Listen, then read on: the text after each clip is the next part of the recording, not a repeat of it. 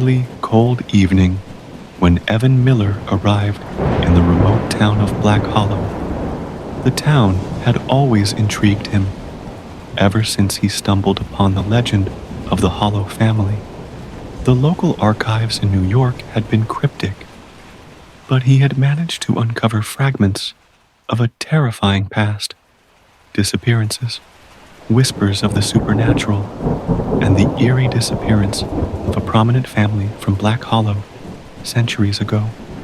His reason for coming to Black Hollow was personal. His great-grandfather, who had been a historian, had mysteriously disappeared during an expedition to the town in the early 1900s. The last letters he had sent to his family hinted at something dark, a curse tied to the Hollow family that he had begun to unravel before vanishing without a trace. Evan arrived at the old, weathered inn, the only place that seemed to be open in the eerily quiet town. As he checked in, the innkeeper, an old man with hollow eyes, gave him a warning. "You shouldn't be here, lad," he said in a raspy voice, his eyes darting nervously. The Hollow family. They were never normal. Some things are better left forgotten. But Evan, determined to uncover the truth, ignored the warning.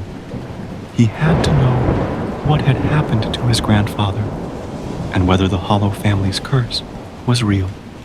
The next morning, Evan explored the town, which seemed stuck in time. The buildings were ancient, and the air had a peculiar stillness to it, as if the town itself was holding its breath. As he made his way to the town library, he noticed strange looks from the locals. They all seemed to avoid eye contact and whispered in hushed tones whenever he passed. Inside the library, Evan found an old journal hidden in a dusty corner of the archives. It belonged to his great-grandfather. The journal recounted strange sightings in Black Hollow, people who seemed to vanish without a trace, and others who returned changed, as if they were not quite themselves. In one entry, Evan's grandfather wrote about an ancient family, the Hollow family, whose ancestors were said to have struck a pact with dark forces. The family had been cursed, becoming something not entirely human. Their descendants were said to roam the night, their thirst for blood insatiable. But Evan couldn't shake the thought that something was missing in the journal. The entries grew more desperate and fragmented, hinting that his grandfather had been close to uncovering a terrible truth before he disappeared. That night, Evan had a nightmare. He was standing in a graveyard, surrounded by ancient tombstones. Suddenly, the ground beneath him began to tremble, and a shadowy figure emerged from the earth. The figure was tall, with pale skin, and its eyes glowed with an unnatural red light. It reached out to him, its cold fingers grazing his skin, and he heard a voice whispering, "You are one of us now." Evan woke up in a cold sweat, his heart pounding in his chest. He dismissed the dream as just a product of his mind, a result of the tension he had been feeling. But something about the nightmare felt all too real. Determined to get to the bottom of the mystery, Evan visited the Hollow family estate the next day. It was an imposing mansion on the outskirts of town, hidden by overgrown trees and vines. The mansion had been abandoned for generations, yet Evan could feel a strange presence surrounding it. As he explored the crumbling halls, he stumbled upon a hidden room behind a false wall. Inside, there was a large, ornate mirror. The reflection in the mirror was not his own, but that of a pale woman with dark, hollow eyes. Before he could react, the image vanished, and Evan felt a chill in the air. The room seemed to close in around him. Suddenly, the door slammed shut, and he was plunged into darkness. From the shadows, a figure emerged, an older man with an unsettling, cold smile. "You've come looking for answers," he said, in a voice that seemed to echo in the room. "But some answers are better left buried." Evan learned that the Hollow family had not only made a pact with the dark forces, but had become bound by it. Over the centuries, they had become creatures of the night, vampires who could only walk in the daylight for short periods of time. But there was more. Those who were marked by the Hollow bloodline were cursed to become one of them unless they broke the pact. The man in the shadows was none other than Jacob Hollow, the last living descendant of the Hollow family. He revealed the truth. Evan's great-grandfather had been a part of a ritual to break the curse, but had failed. The curse had passed down to Evan's own bloodline, and unless he could complete the ritual, he too would become one of the cursed. "You've already felt it, haven't you?" Jacob said, his voice now cold and predatory. "The hunger, the thirst, it's in your veins now. There's no escaping it." Evan was horrified. He felt his heart race as the strange sensations he had experienced earlier began to make sense. He was being drawn into the darkness. Part 5. The final confrontation. Revised ending. Evan had no choice but to face the Hollow legacy head-on. He gathered the old texts and artifacts his great-grandfather had left behind, which hinted at a way to break the curse. But the ritual was dangerous, and only one person had ever succeeded. One of the Hollow family members, long ago, before the curse took full control. As the full moon rose, Evan prepared to face the final test. In the heart of the Hollow estate, he stood before the ancient altar. The air was thick with tension, and the shadowy figures of the Hollow family gathered around him. Jacob Hollow stepped forward, his fangs gleaming in the moonlight. "You cannot escape what you are," he said, his voice like a cold wind. But Evan, filled with determination, began the ritual. As he spoke, the ancient words, a surge of energy coursed through him. The ground trembled, and the Hollow family screamed in agony as the curse was lifted, breaking the hold of the dark forces that had controlled them for centuries. But as the curse lifted, Jacob Hollow lunged at Evan, furious. In the final moments, Evan was forced to make a devastating choice. He could either kill Jacob and seal the curse forever, or join the family in eternal darkness. With a final, heart-wrenching decision, Evan thrust the ceremonial dagger into Jacob's heart, breaking the curse once and for all. Epilogue. The aftermath. Evan left Black Hollow, the town now free from the Hollow family's curse. The oppressive weight that had hung over the town seemed to dissipate, and for the first time in centuries, the land felt peaceful.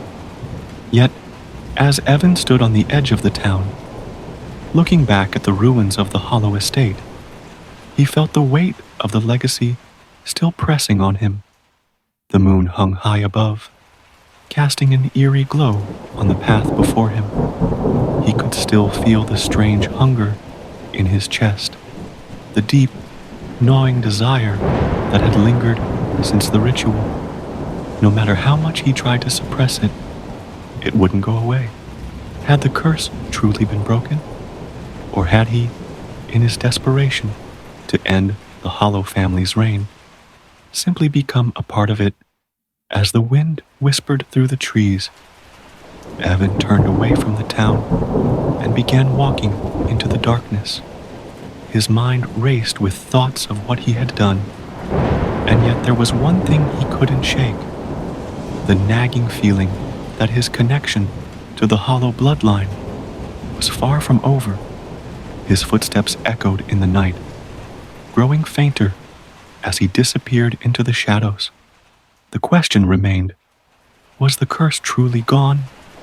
Or was it only waiting for the right moment to return? And would Evan, now bound to the legacy, be its next victim or its new master?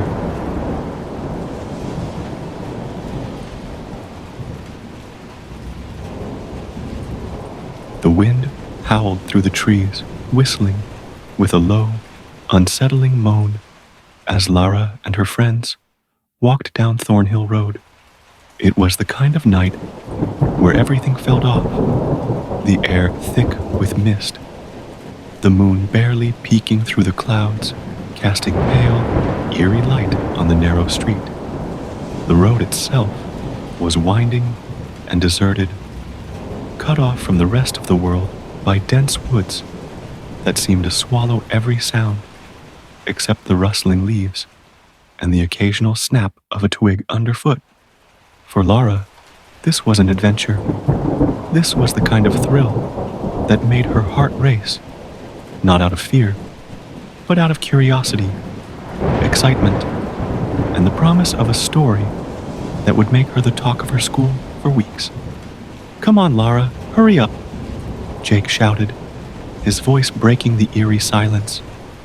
He had always been the daring one, the type who lived for the adrenaline, who would run headfirst into danger without a second thought.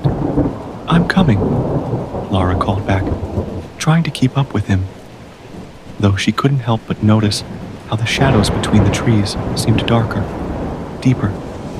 Her footsteps were muffled by the dense fog, but the chill in the air was palpable, like something, or someone, was lurking just beyond her reach. "You sure about this?" Sarah's voice was soft, but her words held an edge of doubt.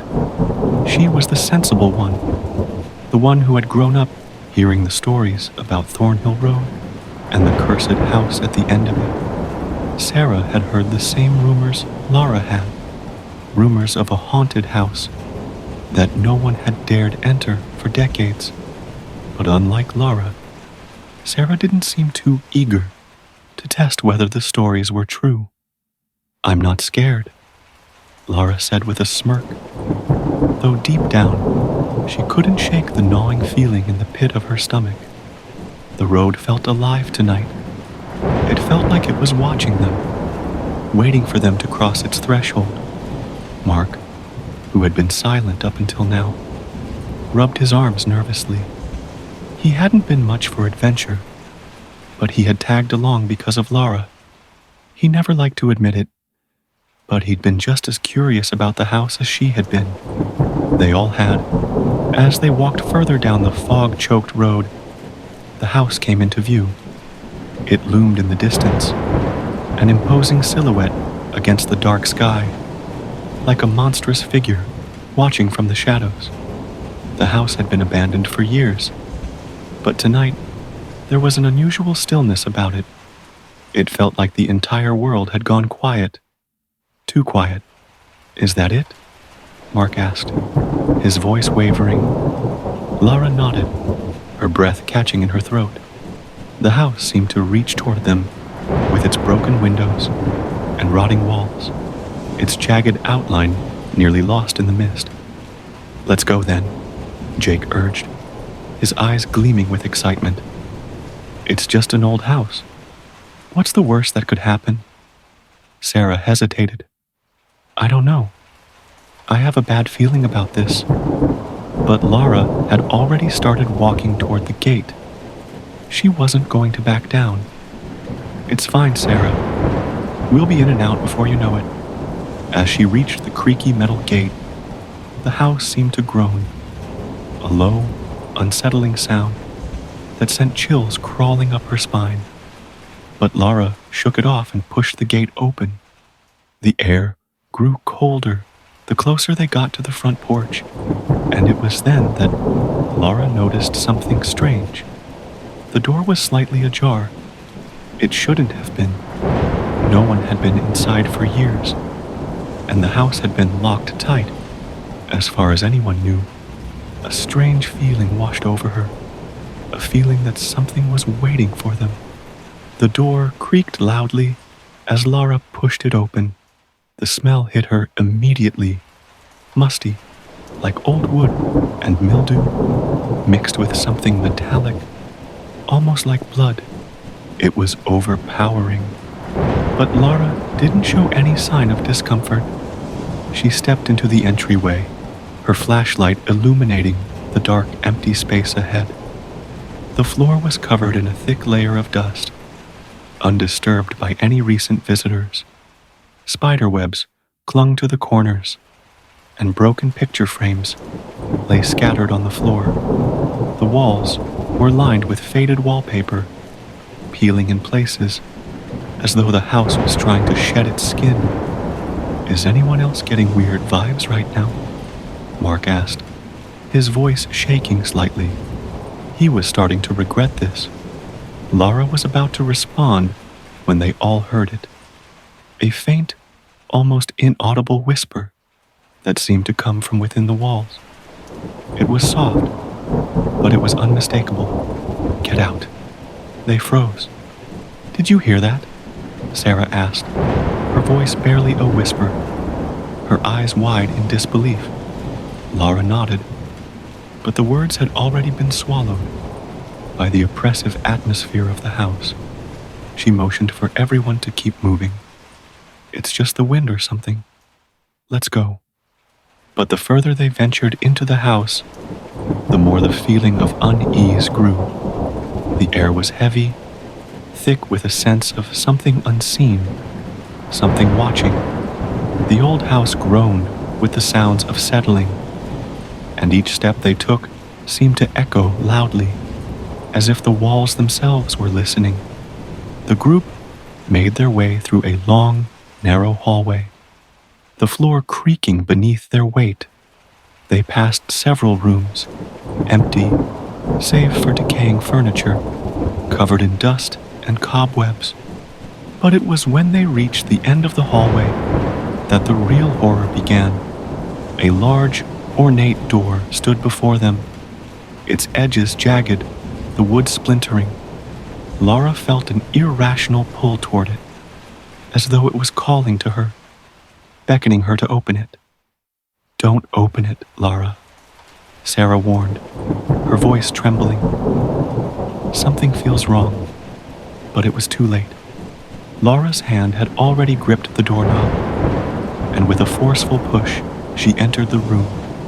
The air in the room grew thick, almost suffocating, as the low voice echoed through the walls, its tone growing more menacing with each passing second. Lara's breath came in short, panicked bursts as she backed away from the altar. The others were already at the door, tugging at the handle, but it wouldn't move.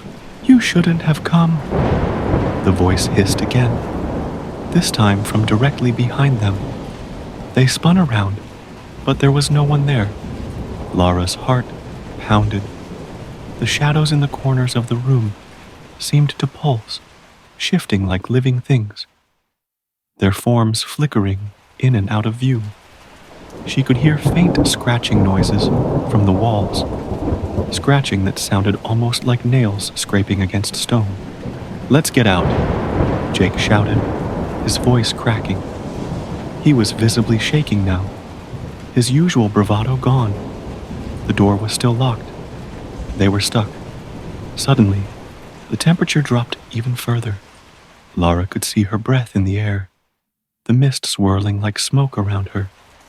It felt as though the house was alive, as though it was aware of their fear and was feeding off it. Sarah, her voice trembling with panic, turned to the others. We need to break the window. Now Before she could finish her sentence, the floorboards beneath them groaned, and the walls shook violently. A cold gust of wind howled through the room, and the walls began to bleed. Thick, dark blood that poured from the cracks, dripping onto the floor and pooling around their feet. The sound of footsteps echoed from somewhere deeper in the house, slow and deliberate, as if someone or something was approaching. The group turned toward the source of the sound, but all they saw was darkness. Then, the whispers began again, louder and more urgent. "You cannot leave. You are ours now." Lara tried the door once more, but the handle burned her hand as if it were made of fire. She recoiled in pain. The footsteps grew louder. Someone, or something, was coming. Her heart was in her throat now, her breathing shallow and rapid. Every instinct in her screamed at her to run, to get out, but the house was toying with them. Then, the shadows in the corners of the room moved. Out of the darkness emerged twisted figures, tall, skeletal shapes with hollow eyes and sharp, jagged teeth. Their skin was stretched thin over their bones, and their hands were elongated with claws that seemed too long, too sharp. Their mouths opened, revealing rows of jagged teeth, their whispers blending with the sound of scratching nails. Mark screamed, "Run! We need to run." But it was already too late. The shadows surged forward, their claws reaching for the group. Sarah screamed, but the sound was muffled by the walls that seemed to close in on them. The figures reached for Lara, their cold fingers brushing against her skin. A wave of nausea hit her, and she stumbled backward, her heart racing in her chest. "You will never escape," the voice echoed again. "We've been waiting for you." And with that, the shadows lunged. Lara felt something icy grip her ankle and pull her to the ground. She kicked out, struggling to break free from the cold, skeletal hand that held her in place. The others were scrambling, trying to fight off the shadowy figures. But it was hopeless. There were too many of them, their forms shifting and flickering with unnatural speed. Lara's vision blurred, her senses overwhelmed by the sensation of being watched, being hunted. She reached for her flashlight, but it flickered and died just as a dark figure loomed over her. The creature's eyes were black voids, empty and cold, and its breath was like the sound of wind through a graveyard. It leaned close to her ear and whispered, "You belong to the house now. There is no escape. Your souls are ours to keep." Lara's mind raced. She had to think. There had to be a way out. The creature's clawed hand reached down to her, but just as it touched her skin, a loud crash came from the direction of the front door. The shadows hissed and recoiled, retreating into the corners of the room as the door shattered open with a deafening bang. A bright light flooded the room. Lara's head snapped up in surprise. Through the doorway stood a figure, a man, tall and dressed in tattered clothing, with a face pale and gaunt. But his eyes were filled with an intense, unnatural energy. "Get out of here," the man shouted, his voice hoarse but commanding. "Now!" Without hesitation, Lara bolted toward the door, her legs shaking beneath her. The others followed, scrambling behind her, as the dark figures screeched and swarmed back into the shadows. They ran down the hall, barely daring to look back. The house itself seemed to be trying to swallow them whole, the walls groaning and creaking as though alive. The front door was wide open, the night air swirling in through the broken frame, and Lara barely hesitated before darting through it. The moment they crossed the threshold, the house went silent. The sounds of the shadows faded, leaving only the wind outside. Lara stumbled out onto the overgrown porch, gasping for air. The fog was so thick now that she could barely see her hand in front of her face. She turned to look at the house, but it was gone. The porch, the dark windows, everything. It was as if the house had vanished, leaving only the dense fog and the feeling of an oppressive presence. The man who had helped them escape was gone as well. Lara glanced around, but he was nowhere in sight. What the hell just happened? Mark gasped, his voice shaky. I don't know, Laura said, her voice trembling. But that wasn't normal. That wasn't real. Jake looked at her, his face pale, his eyes wide with disbelief. That was real. That thing, those things, they were real. Sarah pulled at Laura's sleeve. We need to leave. Right now. But as they turned to leave, the wind shifted, carrying with it a low, sinister whisper that sent shivers down Laura's spine. You will never escape. We are always watching. You can never leave. Laura froze. The whisper was everywhere, echoing from the trees, from the ground beneath their feet, from the fog itself. It was as though the house and everything it contained was still there, waiting. Laura took a deep breath, trying to steady her racing heart. She turned to her friends. We need to go. Now.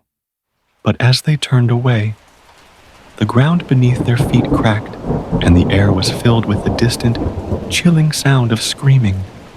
The house on Thornhill Road was still there, watching, waiting. Months passed, but the memories of Thornhill Road lingered. Laura felt something still following her, as if the house's curse had attached itself to her soul. She'd hear whispers, faint but undeniable, as if the house wanted to drag her back. One night, she saw it again, the silhouette of the house. This time, she didn't run.